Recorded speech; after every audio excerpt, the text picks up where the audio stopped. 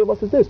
If by 2000, if Obasanjo is allowed to finish his second term, perhaps then we should now fight hard to ensure that a zone that has never enjoyed the presidency of this nation, like the South-South, or perhaps even the Igbos, should have a shot at it for 2 terms, and it should go to the Middle Belt for 2 terms. It should go everywhere in this country for 2 terms before it goes back to those that rule the country for almost 30 years. And that really, sadly, is the fundamental issue in Nigerian politics today. It shouldn't be like that, but that is the reality. Let me tie this to the idea of a rotating presidency among the 6 geopolitical zones of the country, and the provision of 2 vice presidents for the polity. That's not really the issue, but do you think this is the recommendation which, if it were ratified, will come into law? It will start from 29th of May 1999. Do you think that the recommendation, if it were ratified into law, will have the potential to sufficiently address the question of incessant complaints of marginalization by some ethnic groups? What do you think about this rotation of the presidency? I personally think that is an issue that we should consider. Not necessarily now. It should not in any way affect the right of the incumbent to go for a second term, which is a right that is virtually inalienable if you're talking about true democracy, okay? But, there is room for us to consider this idea of rotational presidency. Because at the end of the day, if everybody feels that at the end of the day, our people, our zone will also be in a position to enjoy this thing, then there will be hope for this country. But again, let me say about the Patriots proposal. Perhaps they should have been pushing, they advocated at one point, I don't know if they still believe in it, the idea of a national conference, which I, for example, agree with totally. If they would only push for that, and if only they would perhaps try to persuade President Obasanjo to see the wisdom in establishing that, perhaps in his second term, or at least assisting in establishing it, perhaps in his second term of office, then they could come forward with all kinds of proposals, like a 1-year term for each president, from that point on. That would have been the appropriate forum. Not for us, we're 1 year away from an election, you now want to change the rules in order to do what? To achieve one thing and one thing alone. Stop this man. That is the campaign. I think at all costs. No, I didn't read it that way, and a lot of people do not read it that way either. But that is just in case the transition fails. God forbid it should fail, because if it fails, then we're all in trouble, and it will not fail in Jesus' name. I take you on to what we are saying, the constitutional review. Good. Are you of the view that the ongoing constitutional review is merely cosmetic then, because the real leaders, because you're supportive of a sovereign national conference, and therefore do you think that the real leaders of the ethnic nationalities are not present there? No, but you're very clever. You've slipped you've slipped in a word which I never mentioned. I take my bow. National conferences. I've always been supportive. National conference. What's the difference? Our viewers would like to know what constitutional review and constitutional reform as a basic principle is absolutely fundamental in my thinking to the evolution of any democracy. Now the question is this: are you going to do it under the existing structures that we have? That is the National Assembly, which in my view is badly flawed in terms of the content, the caliber of those that are there. Or are you going to widen the arena and allow maybe the regions or maybe the ethnic groups or whatever you like to call it to send in representatives to at least formulate a constitution that has been drawn up as a consequence of the will of the Nigerian people? I prefer the latter. Therefore, I'm not a great fan of this idea of the National Assembly or even the government coming up with a program of constitutional review. I think we need to go a lot further, and I would like to say that President Obasanjo is on record as having said that he is not opposed to a national conference, providing it does not lead to the disintegration of Nigeria. And that really is, I think, the view of many, many of us.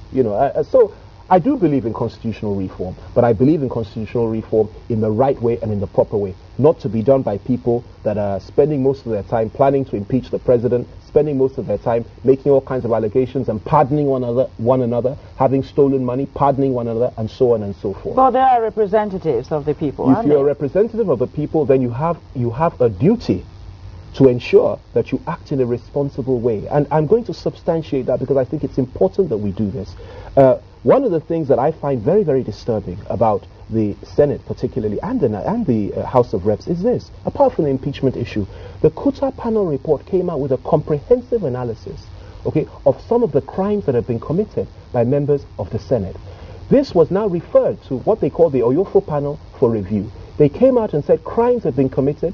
And what happened? The Senate leadership, the present Senate leadership, sat on it, and then after some time told Nigerians that they have pardoned the people that committed these crimes. Because they said they were using it as a blackmail. It is not for them to pardon. It is only for them to ascertain the facts and pass the matter on to the police. If the police see fit to prosecute, it is for the courts to pardon or to treat lightly or whatever it is. It's certainly not for them. Now, the same Senate, a few weeks later, has now seen fit to expel, or rather to suspend one of its own members for the same sort of thing, allegedly, sifting funds. Now, let me not leave the federal house out. Look at what happened. The Speaker of the House was asked to present himself before the Akobi Commission on Corruption. He refused to do so. Eventually, he was prepared to play ball with them and cooperate. And what was his response to this?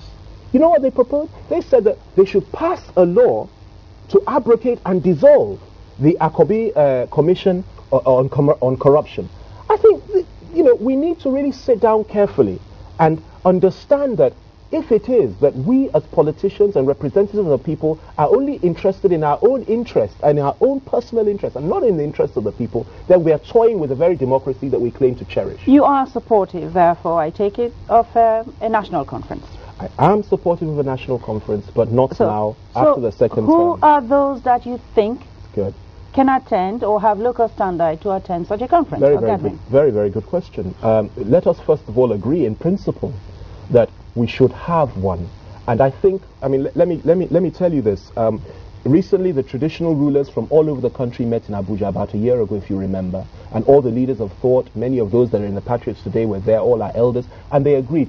4 zones agreed that a national conference had to be convened. It was only 2 zones, the Northeast and the Northwest, that rejected it. But yes, I do believe in a national conference. I believe we should accept the idea in principle. Now, the issue of representation is very simple and very clear.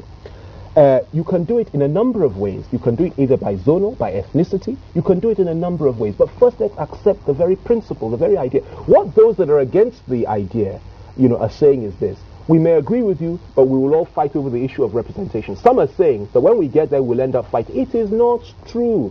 We are probably, apart from China, the only country on the planet today that does not have a constitution that was drawn up as a consequence of the will of the people, not the will of the politicians alone, the will of the people. This matter is too important to leave to simply politicians alone. We must involve all the civic all the civic institutions in the country. We must involve the lawyers, even the army. We must involve everybody in making an input in the drawing up of the new Nigerian constitution. But we must not allow Nigeria to fall apart. That's very important. You mentioned earlier on that the constitution is woefully defective. What are the issues? What are the issues that, in your opinion, it failed or it fails to address? All right. Well, first of all, apart from the fact, it is woefully defective ab initio on the grounds that it was not drawn up as a consequence of the will of the Nigerian people, even if it was a perfect document. Insofar as 21 men from the Nigerian military under the chairmanship of General Abdul Salami Abubakar were the ones that gave us this constitution and lied from the beginning and said this is the will of the Nigerian people, which is a lie because it is certainly not. That makes it defective in my view. Now, if we go to conference and we agree on all the terms of the constitution, fine. But I don't think we will. There are areas that... Okay, let me give you an example. The issue of secularity of the state. It is not clearly defined. My interpretation of the Nigerian constitution is that Nigeria is a secular state. The interpretation of somebody like General Buhari may be slightly different. These are areas we need to clear up before we allow it to throw us all into confusion and perhaps the destruction of this country. We go on break now and we come back.